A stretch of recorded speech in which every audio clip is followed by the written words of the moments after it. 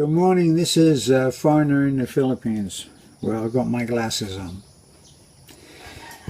Now, if you saw the very recent video, it was a letter from China, and somebody wrote to me, and they're in, for me, not a great situation, and they're in, and they wrote and they wanted my input on what I thought should happen. And I discussed it in that letter from China, and I said there that I would be writing to this guy. He's written to me before, and we've exchanged a couple of emails. So I haven't, obviously I'm not going to say his name, but he said that I could respond to him by email, or I could respond to him in a video, so I'm not betraying any confidences here. But I'll just say Mr. A, okay? So this is the letter that I wrote to him in the end, which was specific to his problem, and have to do a disclaimer and say, this is only my opinion. I may be wrong. It wouldn't be the first time. Mr. A, I am sorry to hear of your situation. I have been in a small town in China and know what it feels like. I have read your letter on video, but without your name, though I did comment on your Poor White Boy title. He had this title on his email or something, and it said Poor White Boy. Please get rid of it ASAP, as soon as possible. My friend, you have much to do on your self-esteem, as you seem to think nothing of yourself. Your situation is simple, though if you view it in one go, it will be complex. In other words, you've got to chop it down. Take one thing at a time. Do you love her, and why? Should explain that our letter from China was about a man who is with a lady that he says he loves, and he describes as being a good woman. But he lived in Shanghai and was reasonably happy in Shanghai, except that what he was telling me was that he didn't seem to be sharing much with his wife, and the high point of his days was going out and spending time having a cup of coffee at McDonald's or at some other coffee bar, and mingling with other expats, other foreigners, and that seemed to be the thing that he enjoyed the most. But he was learning Chinese, and he was doing quite well, had been going for 3 months, and then his wife suddenly decided that she wanted to go and live back in her hometown to be close to her parents. So you have to ask yourself why she did that. If she is a good woman, if he loves her, then why did this happen? So I said, your situation is simple, though if you view it all in one go, it will be complex. Take one thing at a time. Do you love her, and why? You have to think that one out. Why do you love her? Does she love you, and why? Now those are the two major things that you need to look at, because if you are loving someone and they don't love you, boy, it's not a happy time. I've been there.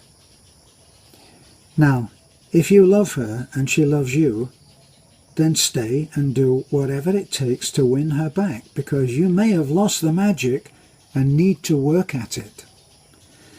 There is a way to learn Mandarin.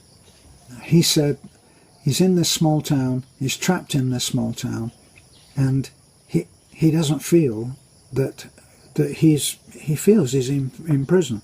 Maybe I should read you his letter.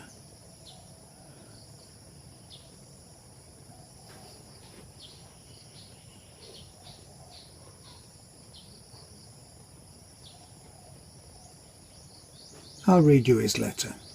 Dear Terence, hope you and your wife are doing fine. Wrote to you about 5 months ago, as you say, but anyway, here I am. I'm back again for more of your advice, but this time I'll actually tell you all that's going on. I've been living in China for 6 years now and married to a very good woman.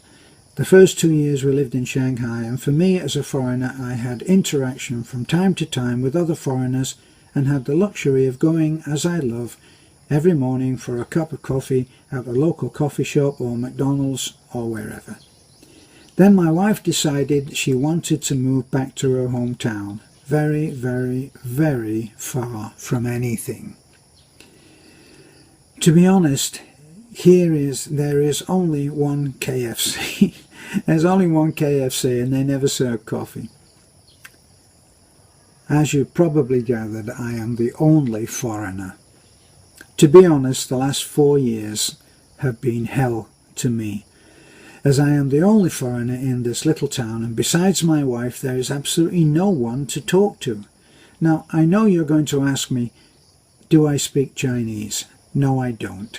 I started learning while we were in Shanghai for only 3 months. I attended classes and I liked it, and I made some progress, but since we moved here I find it extremely hard to learn on my own.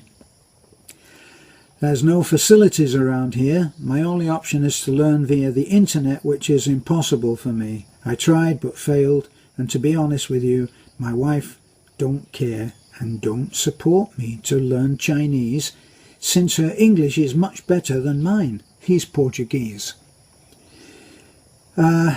So she says I don't need to learn Chinese. I feel hopeless, to be honest, and feel that she controls my whole life here, since I can almost do nothing without her. I asked her many times, he says, I asked her many times to move back, but she says she needs to be near her parents.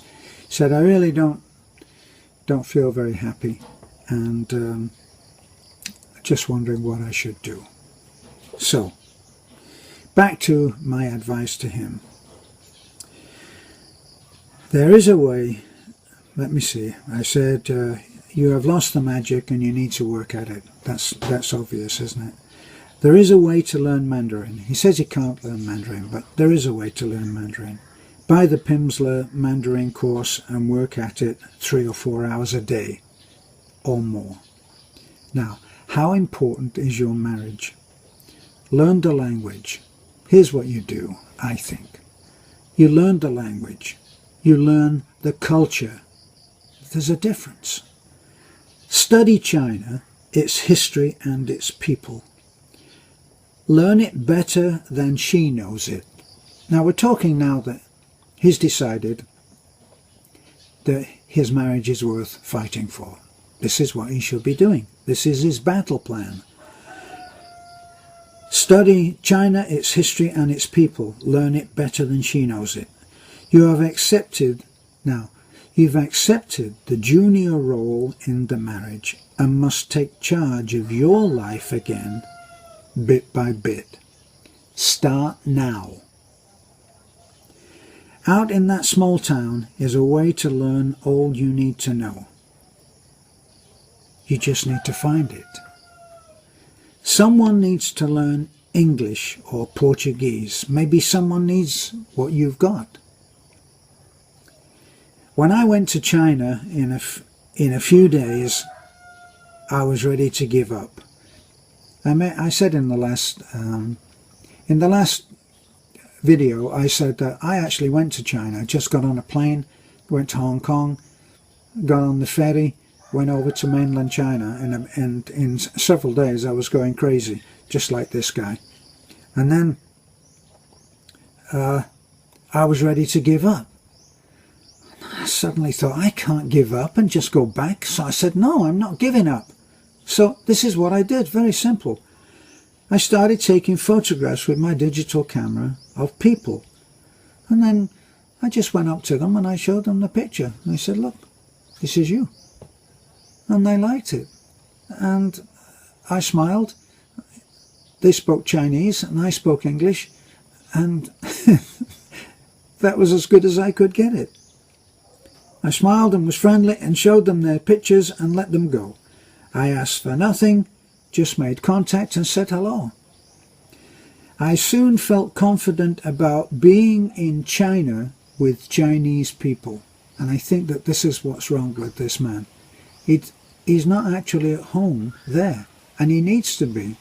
I'm in the Philippines. I can't speak the language.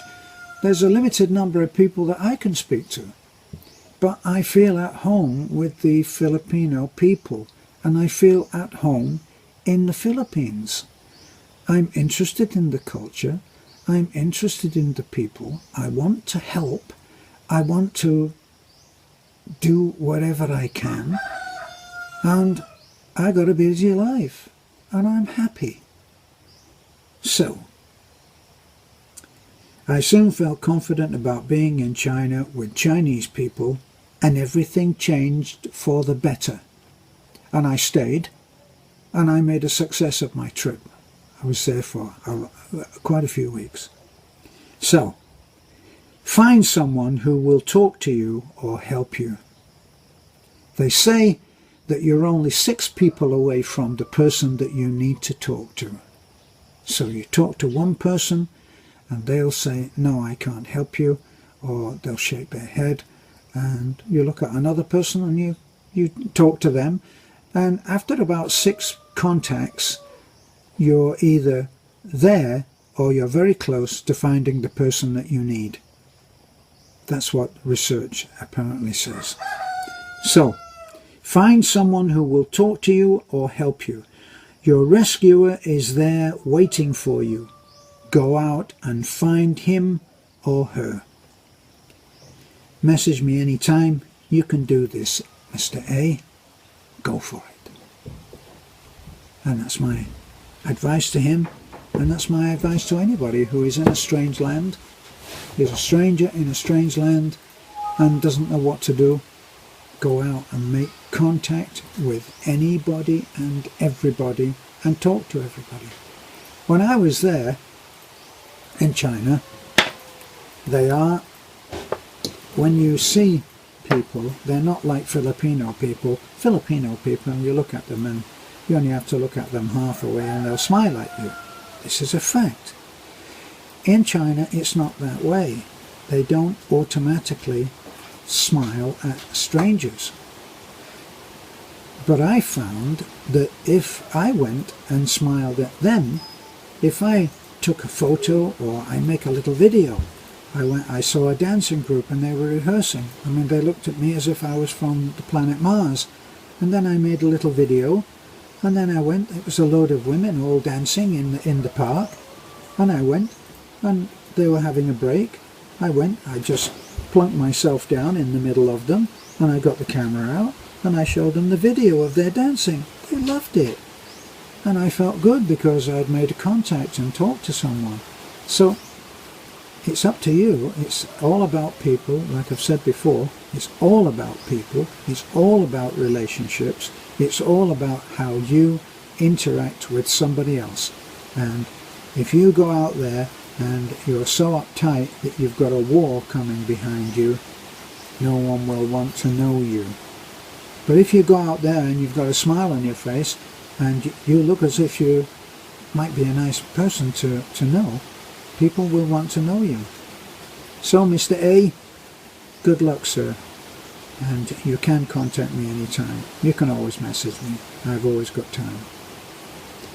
This is a foreigner living in the Philippines. Started raining. Coconut is not going to get dried today.